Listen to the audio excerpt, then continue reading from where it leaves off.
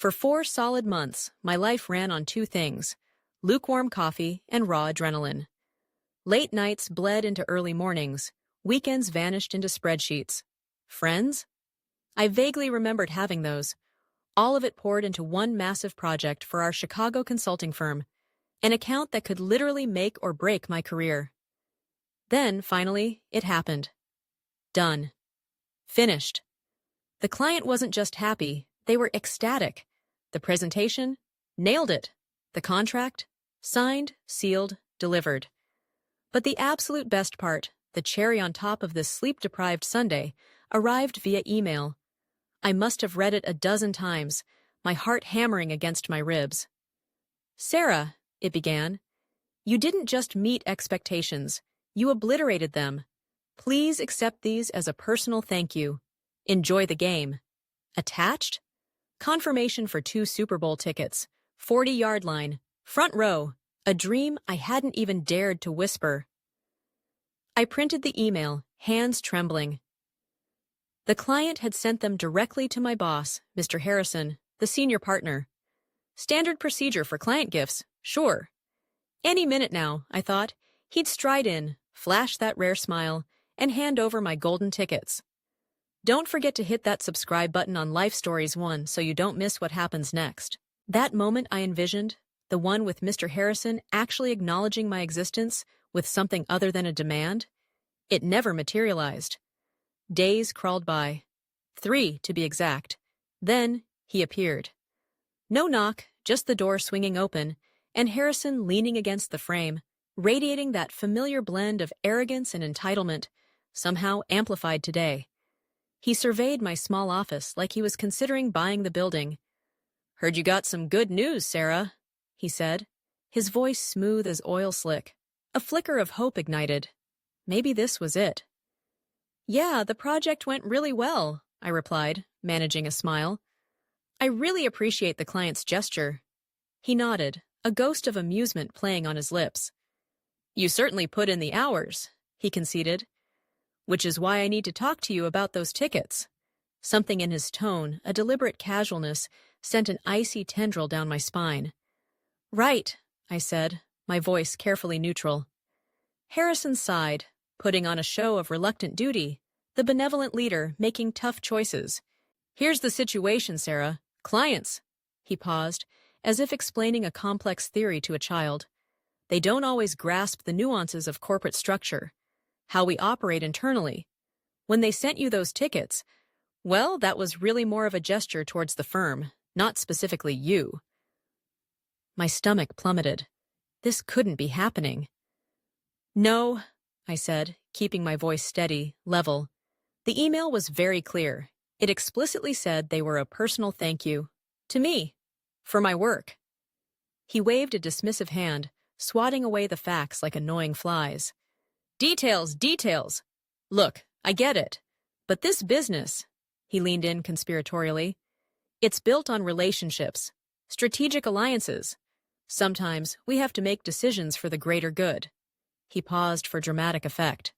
"So I'll be taking the tickets." The floor seemed to tilt beneath my chair. I blinked, trying to process the audacity. "What?" He straightened up, adjusting his tie. "Already made the arrangements. I'm taking a potential high-value investor to the game. It's a smart move, Sarah. Good for the company, good for everyone." My heart hammered against my ribs. Months. Months of sacrificed sleep, skipped meals, relentless pressure, countless weekends staring at a screen instead of living my life. And he was just taking them? Stealing them? "That doesn't seem fair," I managed, the words tight, measured. I was fighting a hurricane inside, but my voice remained a deceptively calm breeze. "The client gave them to me." Harrison actually smirked then, a condescending twist of his lips that made my blood boil. Like I was some naive intern who didn't understand the real world. "You should be grateful you have a job, Sarah," he said, his voice dripping with false sincerity.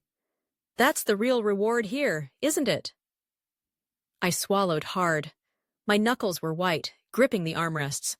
This wasn't about a football game anymore. This was about respect, about decency, about a fundamental line being crossed with impunity.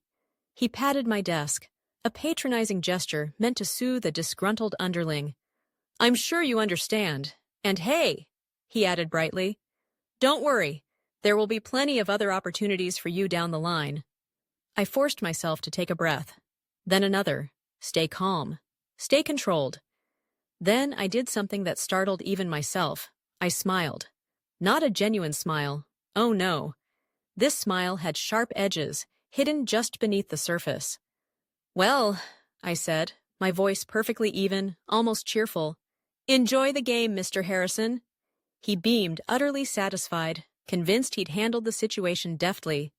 He strolled out, whistling softly, leaving me in the wreckage of my crushed dream. He had absolutely no idea how much fun Monday was going to be. The second Harrison's smug face disappeared from my doorway. My carefully constructed composure shattered. The fake smile vanished, replaced by a grimace. My hands, hidden beneath the desk, clenched into fists so tight my nails dug painful crescents into my palms. He seriously thought he could just waltz in, steal my reward, a reward earned through sheer grit and exhaustion, and face zero consequences?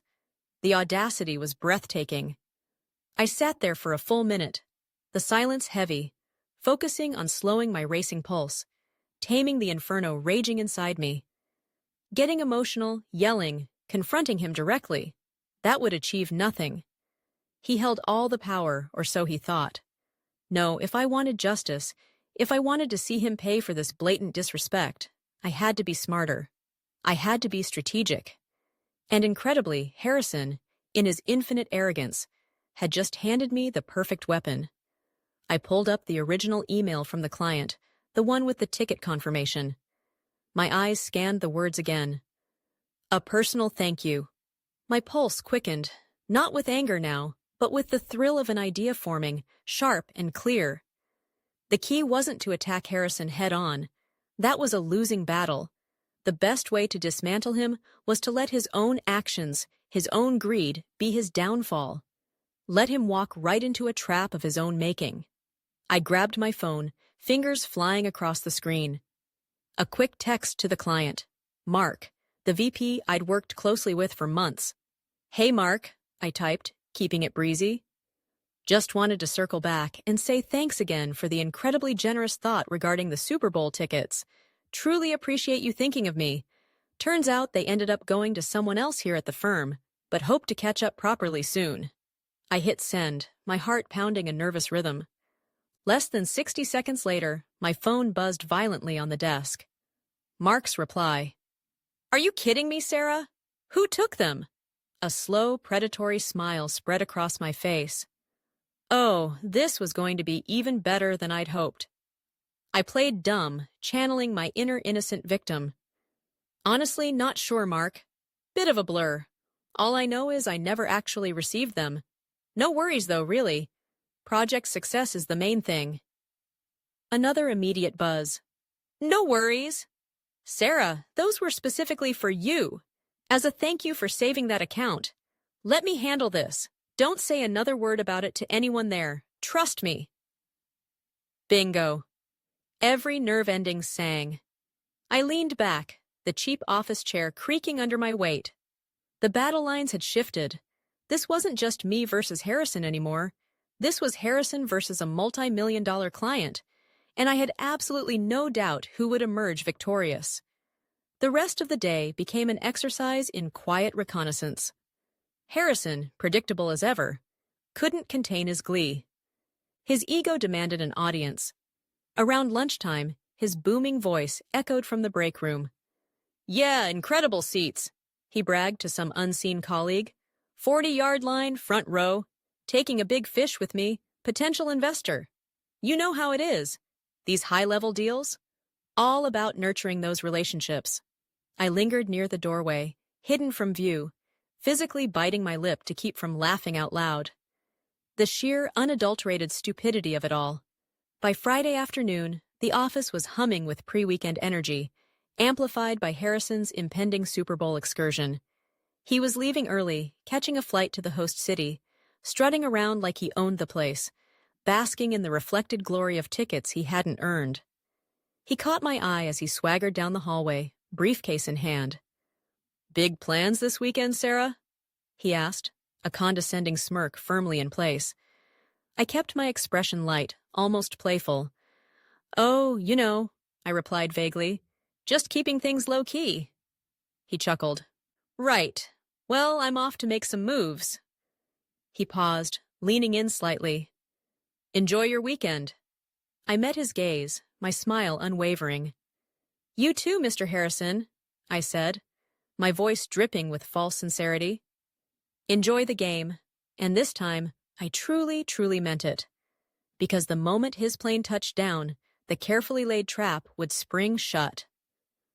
The Super Bowl happened that Sunday, or so I heard. I didn't watch a single play, not one highlight.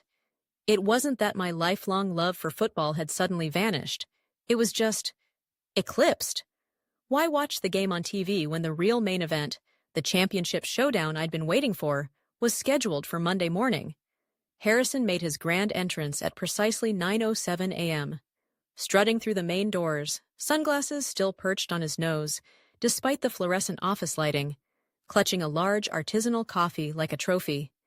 He radiated the smug satisfaction of a man convinced he'd conquered the world, or at least conquered me. He barely glanced in my direction as he swept past my desk, making a beeline for the corner office, his temporary throne.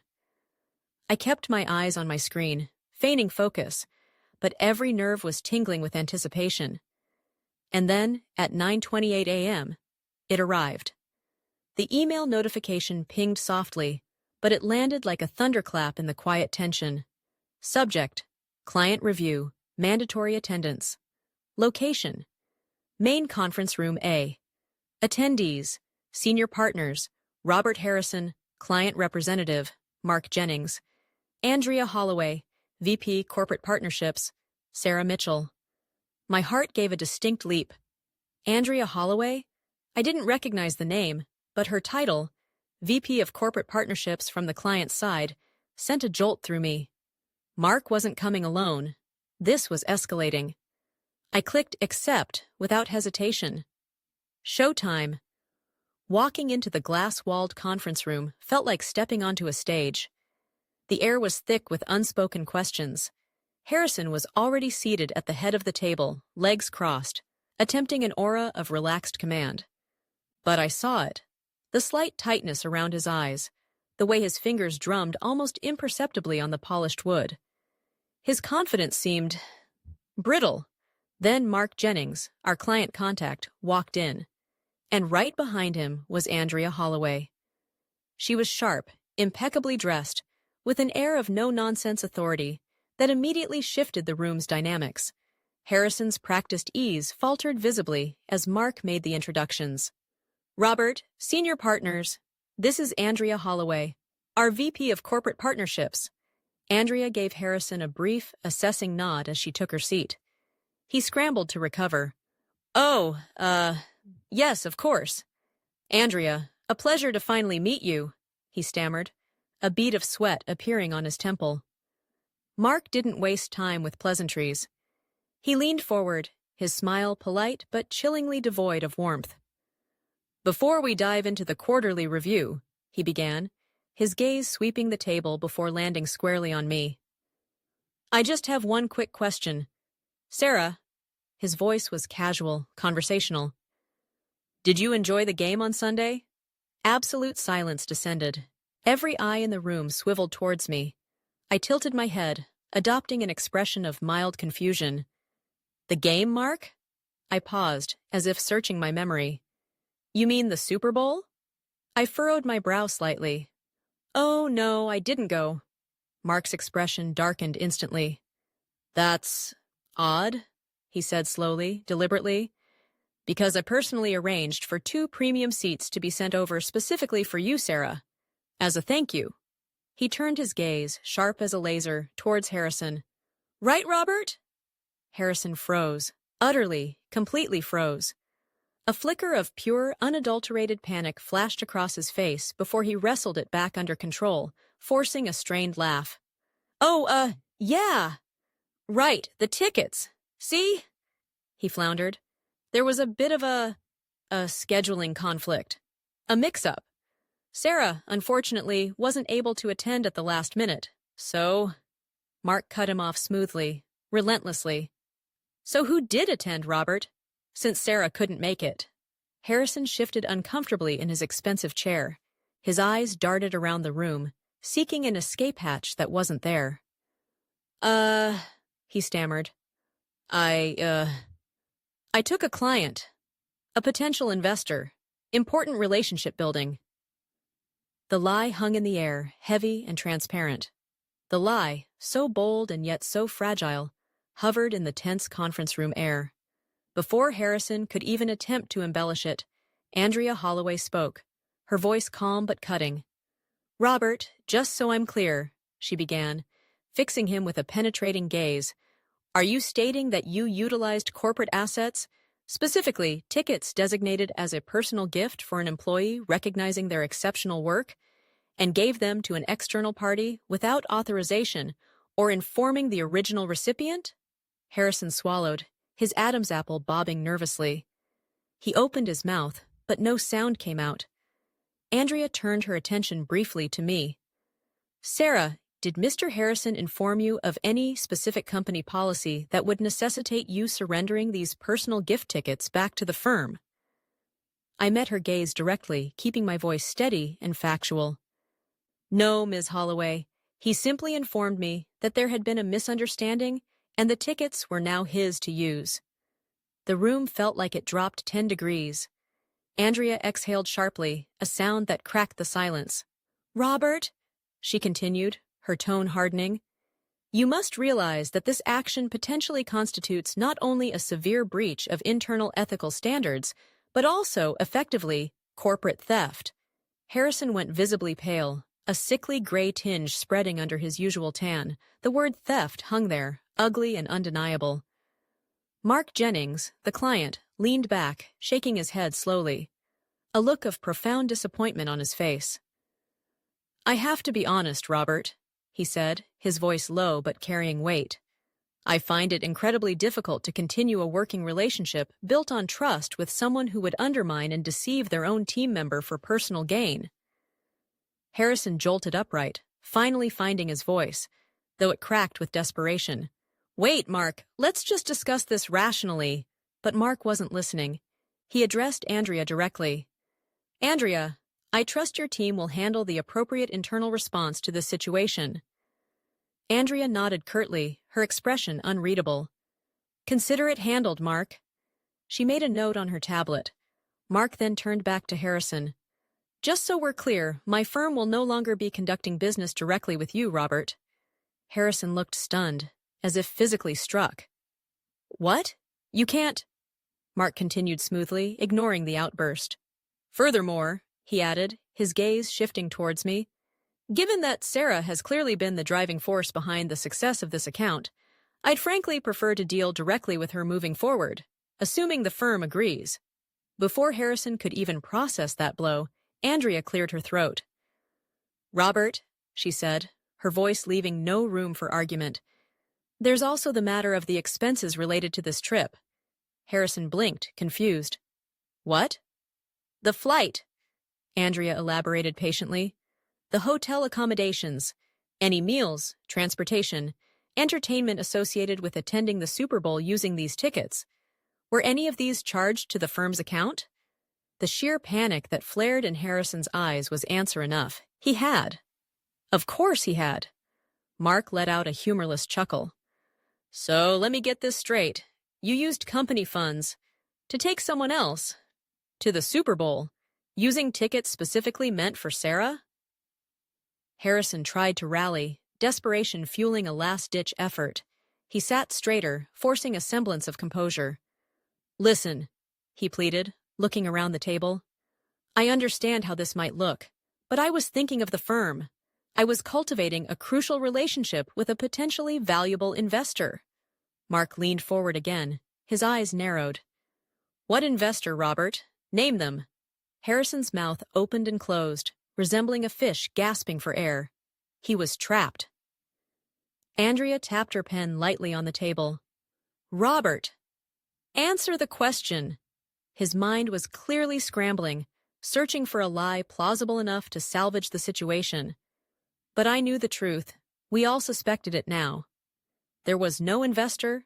There was no crucial business meeting. He'd taken his freeloading brother-in-law, a man whose only contribution to the economy was consuming overpriced stadium beer. And he'd expensed every single cent of it to the company. The realization settled over Harrison's face like a shroud. There was no escape. Mark shook his head, a look of utter disbelief mixed with disgust. Unbelievable! He turned decisively to Andrea. Consider our partnership with Mr. Harrison terminated, effective immediately. Andrea nodded. Understood. She then addressed Harrison directly. Robert, we will be conducting a full internal review. I suggest you take the remainder of the week off, effective immediately, while we proceed. We'll be in touch. Harrison stared, his face drained of all color, all arrogance, all fight. He saw the finality in Andrea's eyes, the dismissal in Mark's, the discomfort on the faces of the other partners. He was finished. Utterly finished. And he knew it. He stood abruptly, his chair scraping loudly against the floor. Without a single word, without meeting anyone's eye, he turned and stormed out of the conference room, the heavy glass door swinging shut behind him with a quiet sigh. The silence Harrison left behind was thick, heavy, but laced with a sense of resolution. Finally, Mark turned to me, his expression softening. Sarah, on behalf of my company, I sincerely apologize. This is incredibly embarrassing. I should have ensured those tickets reached you directly. I shook my head, offering a small smile. You had no way of knowing, Mark. And honestly, I glanced towards the door Harrison had just exited. Seeing how things played out, maybe it worked out for the best. A genuine chuckle escaped him. I like your perspective, Sarah. Andrea Holloway smiled too, a brief but genuine expression. She slid a document across the polished table towards me. Sarah, she said, her tone shifting back to business. Given Mr. Jennings's confidence, and frankly, your proven track record and composure under pressure, we, meaning the firm, would like to formally offer you a promotion to senior account manager, effective immediately. You'll take lead responsibility for the Jennings account. My breath hitched. A promotion? Right here, right now? I stared down at the document. It detailed a significant salary increase, expanded responsibilities, a title that just minutes ago felt light years away, a title putting me on par with the very people like Harrison who had consistently overlooked or underestimated me. I swallowed, lifting my gaze to meet Andrea's steady one. Are you serious? Her smile widened. Absolutely. You've more than earned it, Sarah. A slow grin, the first truly unrestrained one all day, spread across my face. I took a deep breath. Then I accept. Thank you. Mark stood, extending his hand across the table. Glad to hear it. And Sarah? Yes? Next time I have Super Bowl tickets, he grinned. They're being couriered directly to your home address. I laughed, shaking his hand. Harrison thought he was stealing my reward. Instead, he'd inadvertently handed me a bigger prize than I could have imagined. And the best part? Monday was far from over. By the time I walked back to my desk, the office grapevine was working overtime. Whispers followed me down the hallway. Sideways glances were exchanged over cubicle walls. Colleagues suddenly found reasons to walk past my desk, offering subtle nods or raised eyebrows. News travels fast in the corporate world, especially scandalous news involving a senior partner's dramatic exit. My inbox was exploding. Congratulatory emails, messages of support, even a few, OMG, what just happened? Pings from colleagues piecing the drama together. I tried to suppress the triumphant smirk threatening to take over my face. And then, an hour later, just as the initial shockwaves were starting to subside, another email landed. Subject: HR meeting. Immediate attendance required. My stomach tightened. Robert wouldn't go down this easily. I grabbed my notebook and headed to the HR department on the top floor. Inside the glass-walled meeting room sat Denise, our HR manager, looking distinctly uncomfortable. And across from her? Harrison. He wasn't smug anymore. He looked like a cornered animal, desperate, ready to lash out. "Sarah, have a seat," Denise said quietly. Harrison leaned forward, plastering a look of grave concern onto his face. "Sarah," he began, his voice dripping with fake solemnity, "I truly hoped it wouldn't come to this, but a serious issue has been brought to my attention." I raised an eyebrow, waiting. "The firm," he continued, "has concerns about recent communications. We have reason to believe you may have violated corporate confidentiality by discussing sensitive internal business matters, specifically the ticket allocation, with an external client." Ah, so this was his final play. Try to discredit me, paint me as the villain, and save his own skin. Pure desperation. "And what specific confidential business matters are we referring to, Robert?" I asked calmly. "The emails regarding the Super Bowl tickets," he snapped, his composure cracking. "That was an internal firm issue, Sarah, and you took it straight to the client." I let out a small, disbelieving laugh. "Right. So let me clarify. A personal gift, intended for me, which was then stolen by you, is now classified as a sensitive internal business matter?" Denise flinched visibly at the word stolen. Harrison's jaw clenched. "I wouldn't use the word stolen." "Really?" I cut him off, leaning forward slightly. "Because the client did, in front of 3 senior partners and their VP. This isn't about confidentiality, Robert. This is about you getting caught red-handed and throwing a desperate Hail Mary because you're facing consequences for your actions." Denise cleared her throat carefully. "Robert, while I understand your concern," she chose her words delicately, "after reviewing the communication chain and the context, I see no actual violation of company policy on Sarah's part. The client initiated the gift. They had every right to inquire about its status when Sarah indicated she hadn't received it. She did not disclose proprietary company information or strategy." Harrison's head whipped towards her. "Excuse me? You're just going to let her—" Denise straightened, her professional patience clearly exhausted. "Robert, let's be perfectly clear. You are the one currently under investigation for ethical breaches and misuse of company funds, not Sarah. The client has formally withdrawn their partnership with you personally, and now you're attempting to retaliate against an employee who was, in fact, just promoted based on that same client's recommendation." The fight visibly drained out of Harrison. He had nothing left. No leverage, no allies, no credibility. Denise sighed. "Robert, I need you to leave the room now. We will conclude our investigation and inform you of the outcome." She turned to me. "Sarah, you're free to go back to your desk." I gathered my notebook, stood up, and walked out without giving Harrison a backward glance. By the time I reached my floor, a company-wide email had already been sent. "Effective immediately, Robert Harrison is no longer with the firm. We wish him the best in his future endeavors. Cold corporate final." I read it twice. Then, for the first time that day, I allowed myself a full, genuine smile. He was gone. But the story wasn't quite over. Later that afternoon, my personal phone rang. It was Mark Jennings. "Sarah," he said, amusement clear in his voice. "Heard the official news about Harrison. Quite the cleanup operation." I chuckled. "You could say that. Figured I owed you another thank you for, well, everything." "Don't thank me," he laughed. "Harrison built his own funeral pyre. You just handed him the match. Listen, Sarah, are you happy staying there?" The question caught me off guard. "What do you mean?" "Let's be honest," he said, his tone shifting, becoming serious. "You did the real work. They only promoted you because their hand was forced by this scandal. My firm? We value talent, integrity, and people who aren't afraid to stand up for what's right. I want you to come work for us, lead our business strategy team." My heart skipped a beat. "And," he added casually, "obviously, we'll double whatever salary they just gave you." Double. I almost dropped the phone. It was happening so fast. A new promotion here, a massive opportunity there.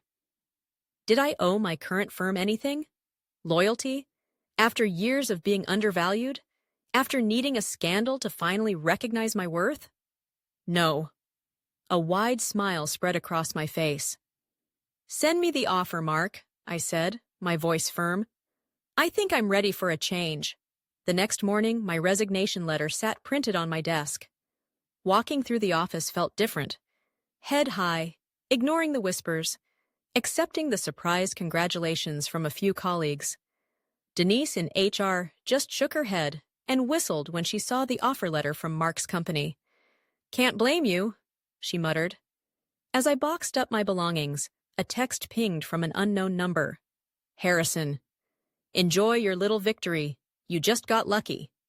I stared at the message, then typed back a simple reply. Luck had nothing to do with it.